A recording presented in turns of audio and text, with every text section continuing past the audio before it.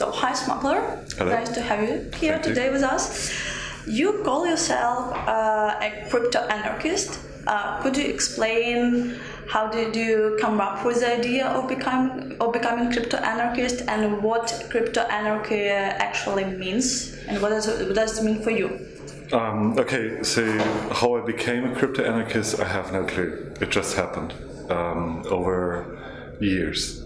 I've been active in the scene for over 20 years, and it started by reading a few books and ending up on a mailing list on the internet. And then I was part of the Invisible RC project, and so it developed over time. So there's no defining moment, I would say, this is where I became a crypto-anarchist. What does crypto-anarchism mean? Relatively simple. Using cryptographic technology to undermine rulership, and specifically undermining the ability of rulers to observe your actions and to attribute deeds to a person. So the question of crypto-anarchy is a question of confidentiality and anonymity for me. When it comes to privacy or anonymity, why privacy matters and why it matters for you personally? Knowledge is power. This is this often repeated mantra. The moment I know how you work, what you do, how you feel, etc., I know how to deal with you effectively, even if you don't agree. So I can manipulate you. I can predict you.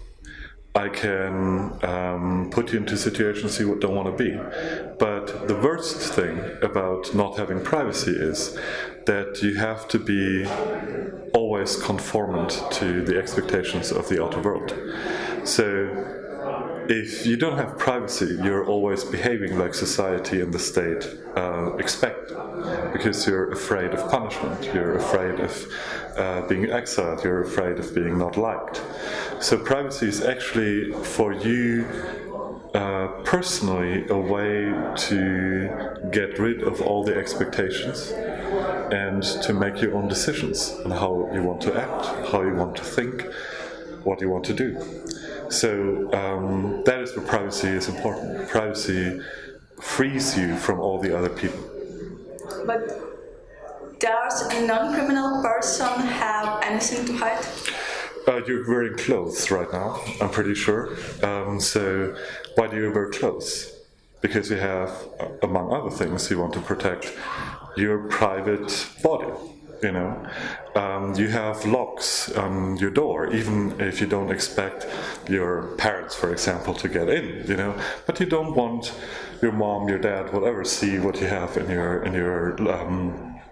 bedroom. You know, or you have a password for your phone, even though you're believing that there's nothing on it that is a real problem. You know, so we all have things we want to protect. And I think there's one thing that actually applies, and that is, if you don't have nothing to hide, if you have nothing to hide, then you're number one, you're a really boring person, you know. But number two is also that, and that is sadly a quote by Edward Snowden, is that it's like not speaking or saying there's no freedom of speech because you have nothing to say. You know, that doesn't mean that you shouldn't have freedom of speech. And when it comes to privacy, even if you're boring as fuck, you know, you should still be able to hide that you're boring as fuck. So that is why you need privacy.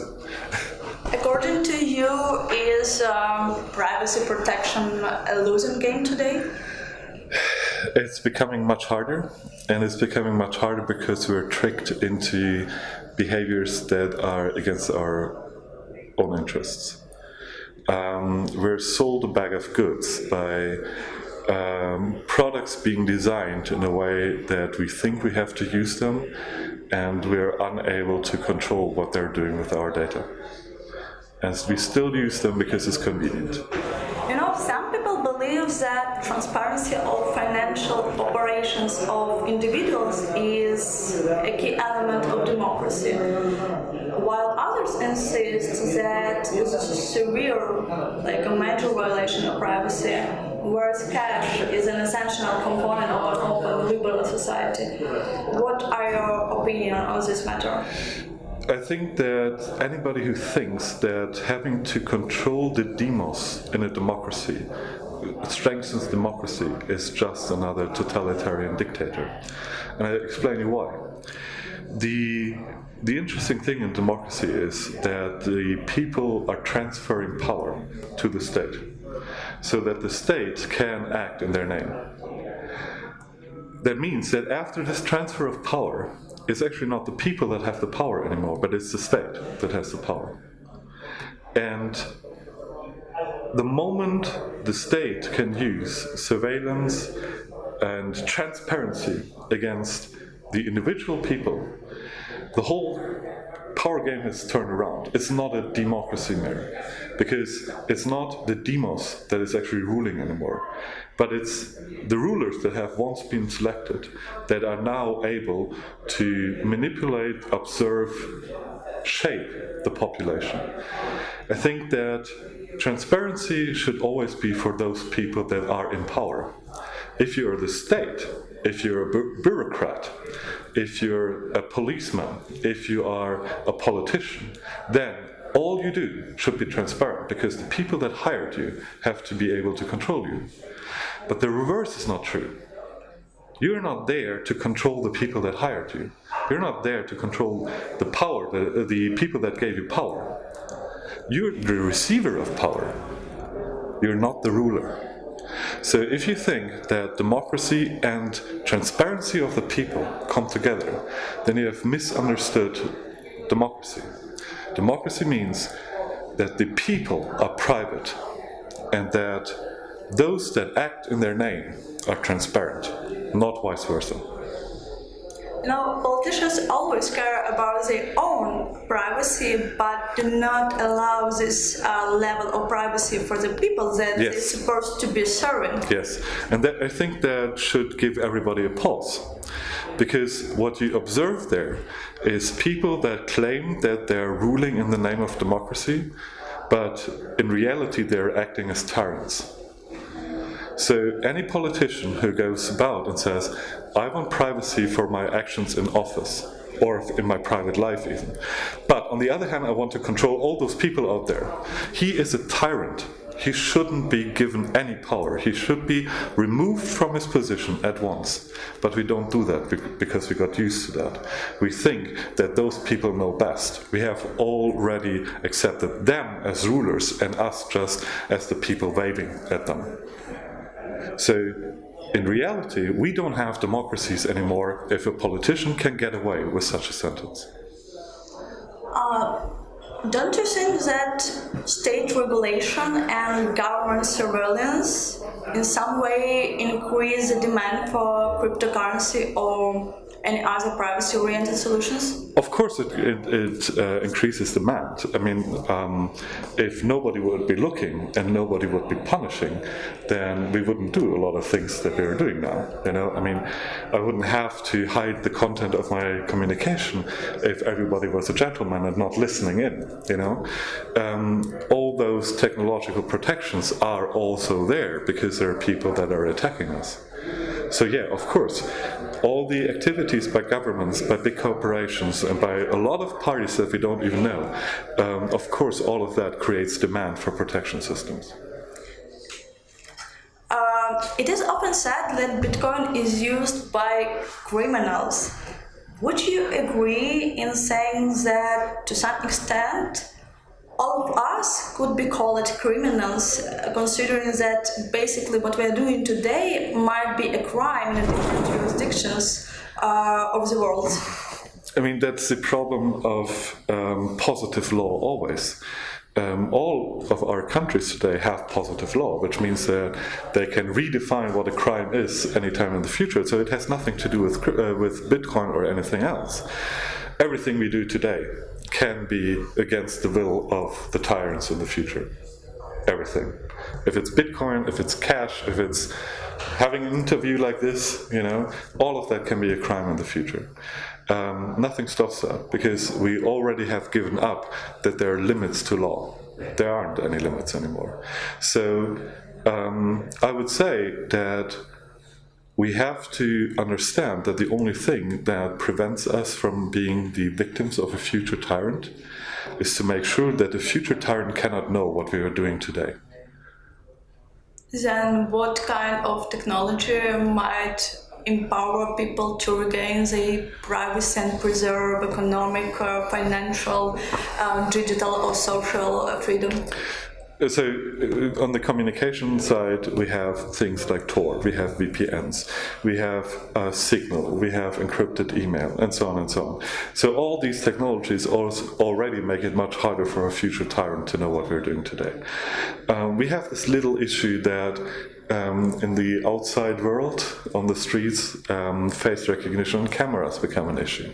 Nobody cares about that right now because people do nothing against it. But when you look at Hong Kong, for example, where they're destroying cameras, they care. They know what's coming to them.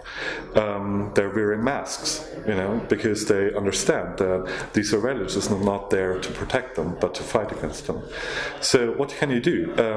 If you see a camera and you happen to run into it, that might help in the future. I'm not condoning that behavior, but if that happens to you, and you by accident destroy a camera, I'm very sorry, but go ahead, If you want to wear a mask, I think it's a great idea to wear a mask, make face recognition a little bit more problematic. If you want to pay with cash, like real physical cash. It's still the least traceable transaction method there is, and everybody understands it, If you're having to make transactions online, don't use Bitcoin. But also don't use Clara or wire transfer or credit cards, but use Monero if you can. If you really want privacy, don't go the Bitcoin way, because Bitcoin isn't actually providing you privacy unless you really know what you're doing, and you have to put a real effort into that. Otherwise, it's just a record for the future tyrant to use against you. You mentioned about Hong Kong, and I want just to add that actually protesters in places like Hong Kong bought one-day subway tickets with cash in order to avoid being tracked. Exactly. And it seems like the revolutions there happened without cryptocurrency, but with cash. Exactly. And there's a good reason for that. Cryptocurrencies today are neither private nor scalable. There's this little thing that a lot of the cryptocurrency politics is about economics. It's not about privacy, it's about economics. And I'm not an economic activist. I actually don't give a shit if you have a central bank or not. I don't care at all. What I care about is if you can have money that you own, that you control, that nobody knows about, and you can make payments that are untraceable. Everything else, I don't care. Bitcoin was born from the efforts of cypherpunks, and who were always more interested in censor-resistant global payment rather than in new digital gold or store value. What are your thoughts regarding that? Is it a problem that now Bitcoin is not a payment, but store value? Number one, I would like to disagree with what you said.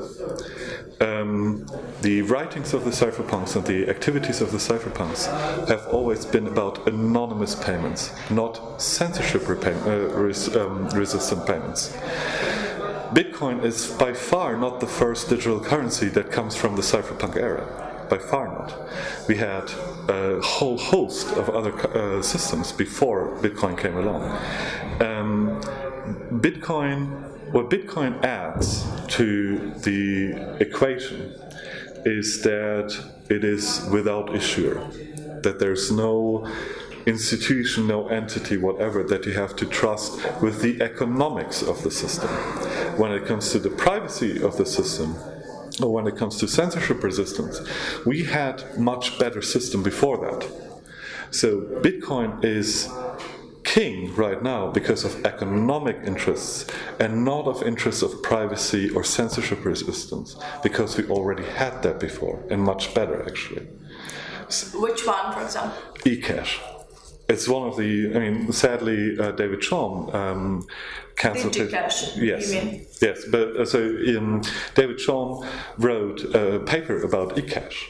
And eCash is like a number of electronic cash methods that are untraceable, unlinkable, extremely fast, etc. And we had multiple instantiations of that. So we had DigiCash, we had Lucre, we had eCash, and so on and so on. There are like, I don't know, a dozen of those systems have been created in the 1990s and early 2000s, long before Bitcoin came around. But the reason why DigiCash failed because it was centralized money. It was centralized digital currency, isn't it? Yeah, but the statement I made is it a question of censorship and privacy? And no, Bitcoin is not a censorship-resistant and privacy-oriented system. What it is it's taking away the issuer risk. And one of those issuer risks is the government risk as being a shutdown. And number two is that it gives monetary control to an algorithm. So those are the two things that make Bitcoin special, so to speak, when it comes to properties. However, DigiCash didn't fail because it was centralized, but because it went bankrupt. Nobody wanted to use it. That was the reason. Do you have any idea how to solve and how to fix this problem? How to convince people to use DigiCash? No, because I'm actually not a marketing person, so I don't know. And there's this little issue that when it comes to what people use, what the market selects, it's not really always going for the best thing, like the objectively best choice. But there are things like peer pressure, social networks, etc., that come into the selection of a platform. So Facebook, for example, is by far not the best social media that exists, but it's the biggest one. It's the winner on the social media market. Not because it's such a great product, but because of network effects, because of marketing, because of propaganda, and so on and so on. The same thing is true for other technologies. So, for example, Tor is not the best tool to anonymize your communication, but it's still the leader of the pack. Or when it comes to cryptocurrencies, or to be exact, when it comes to digital anonymous payments, cryptocurrencies are not the best solution, but it's a solution that was selected by the market. Then what would be the best solutions for truly anonymous transactions? Well, I'm actually giving a talk about that topic tomorrow, but I actually think that distributed digital bearer systems are the better solution. They are much faster than any cryptocurrency. I mean, we're talking about thousands of transactions per second. They scale to Visa-size transaction records. They are extremely cheap, far cheaper than any cryptocurrency is. They need less power, they don't need as much storage, and so on and so on. They're provable anonymous. You can prove that they're anonymous, untraceable. And they're much simpler to understand. The technology behind distributed DBCs is far simpler than any cryptocurrency. And they're distributed. There's not a single point of failure. There's a group of people that has to fail for a system like that to go down. You also were mentioned about Monero. How do you think, according to you, if Schnorr signatures will be implemented into Bitcoin? Will we have any use case for Monero?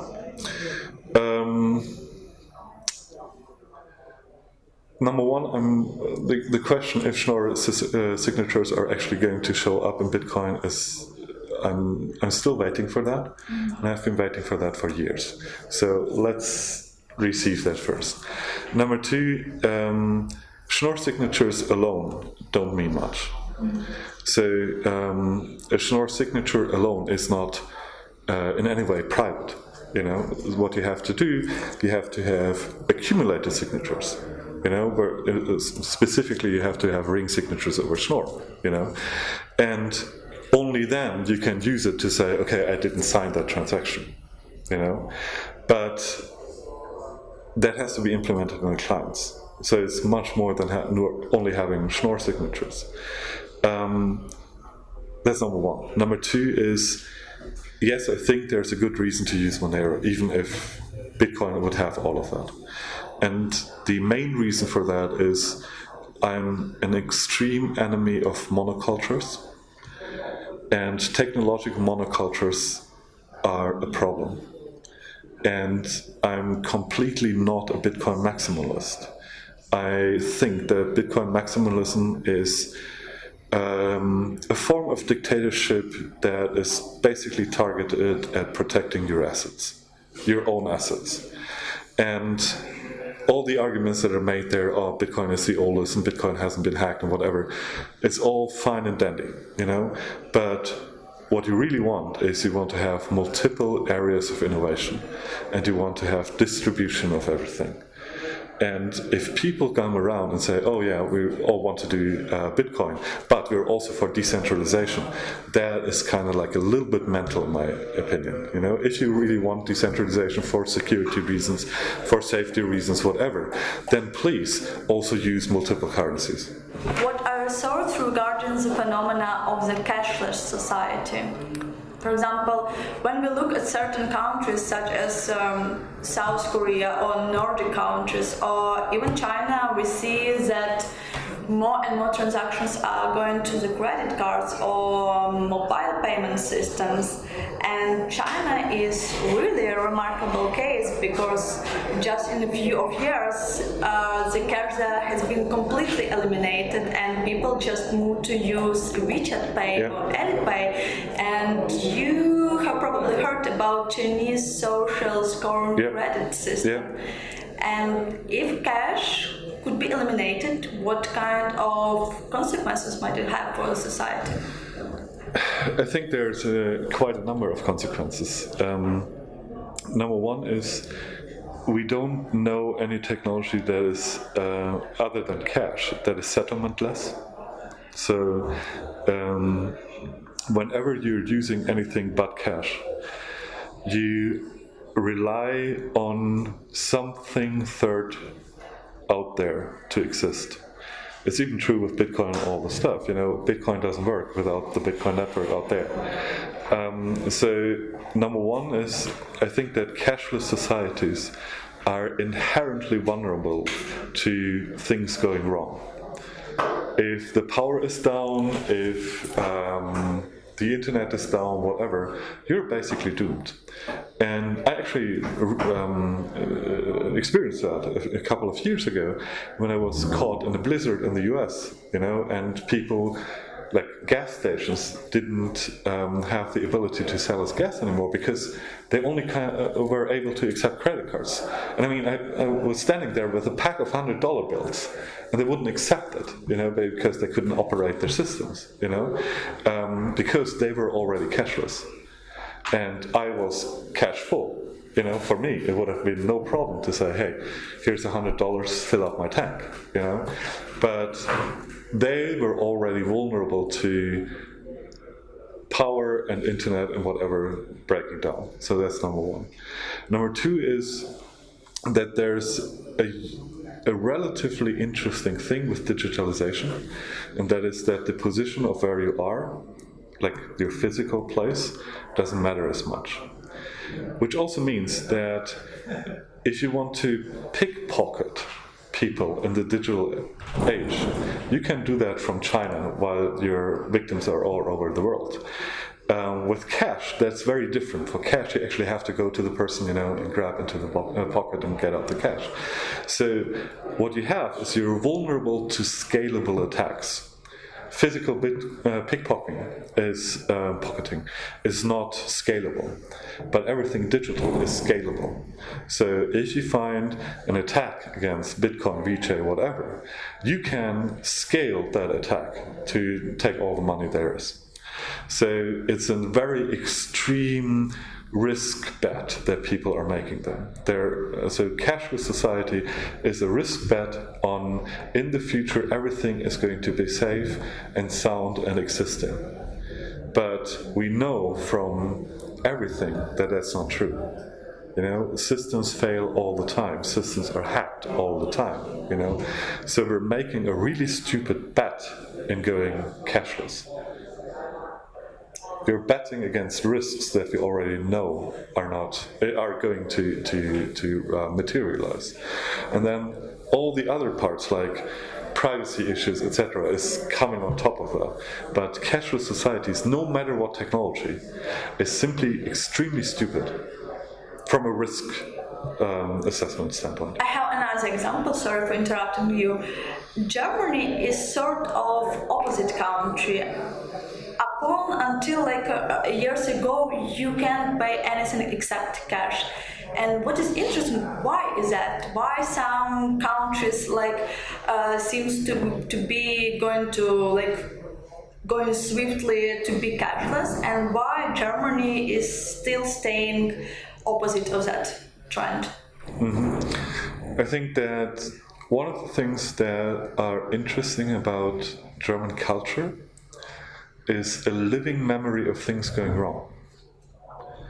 In political ways, in technological ways, and whatever. And Germany is not a society that praises innovation by innovation's sake. So there are a lot of countries that just because something is new, they say it's better. In Germany, the thing is more like, oh, it's new, let's see what happens with it. There's a certain conservatism to it. And I think that is one of the big reasons why card payments, etc., are less popular in Germany, or have been. It's turning around right now. There's another thing that is interesting, and that is a cultural aspect there, and that is frugality. So German people have been trained to be frugal. You don't have debt. You don't spend money that you don't have. And credit cards and digital payments and whatever make it difficult to know how much money you still have. And so people said, okay, I'd rather go to the ATM every week, withdraw a few €100 and then pay in cash, and then I at least know how much money I still have, than go around and pay everything with card. So it's a cultural, it's the cultural aspect of knowing that things can go wrong on the system level, that things can go wrong on a personal level when it comes to that, and not being fanboys to innovation.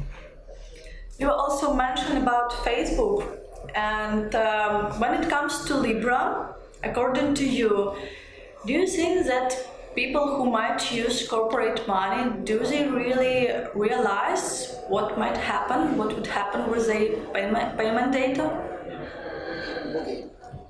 So number one, I'm not so sure how privacy problematic Libra is actually going to be, if it's ever going to be there. There are a lot of people running around, oh yeah, they're going to track everything and whatever, and that's why Bitcoin is better.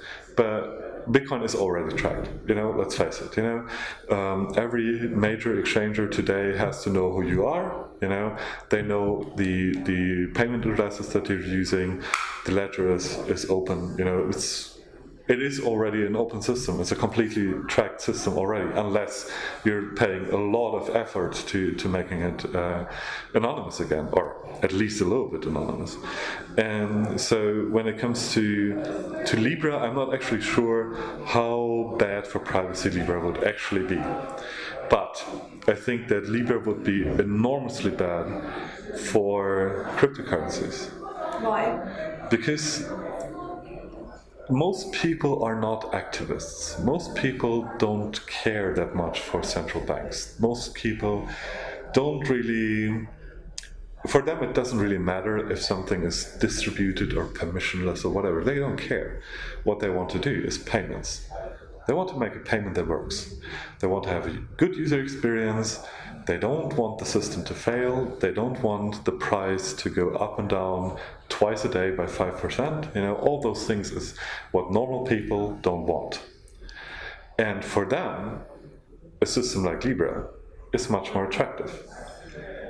And they end up there. If Libra is ever rolled out on a massive scale, Libra will have billions of clients. And it will be immediately the biggest manager of wealth on the planet, and it makes absolute economic sense to play a part in Libra, to use Libra, to pay in Libra, to accept Libra, etc. It's a smart move for everybody who has something to do. But then the question is, why exactly do I need Bitcoin again? Why do I need that? If I'm able to send a payment within a second from Prague to Kuala Lumpur via Libra, why do I need Bitcoin again? And as soon as people, so there are a lot of people that think as soon as people are used to digital payment systems, they're all going to come to Bitcoin. And I actually think it's the reverse. It's when everybody is used to digital payment systems, all of them are leaving Bitcoin. What are your thoughts on Tom, digital currency of Telegram? I have this little issue there. I have a hate-love relationship with Telegram. What I really like about Telegram is how sneaky they are. And Telegram has managed to almost release Tom without too many people in the politics and finance side getting too concerned. So they have a 300 to 500 million user base, and if they roll out Tom widely, that will be probably a pretty big game changer for a lot of people, for a lot of markets. But they're doing it so sneaky and quietly that all the politicians don't even know what's happening. So I kind of like what they're doing without liking the technology or whatever. I'm not an expert. I didn't look into how Tom is created and whatever. But I like the sneakiness. Do you expect that some kind of fight emerge between the state and corporations? Oh yeah, it's already existing. The thing between states and corporations and everybody else is that it's a constant dance of co-opetition.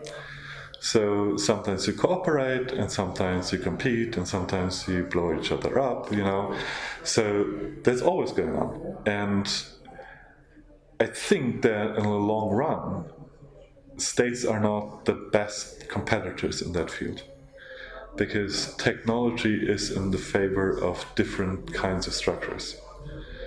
Networks are more powerful than hierarchies with current technology. And I do think that the state is going to be a nice narrative in the future for people to explain the world without actually explaining the world, because the world will look very different in the future. I'm not sure if it's going to be run by corporations or by people or by states. It's probably going to be a constant mixture of all of that. There's no easy description of the world of the future. Is it possible to have a world without state? Like a real crypto-anarchy utopia?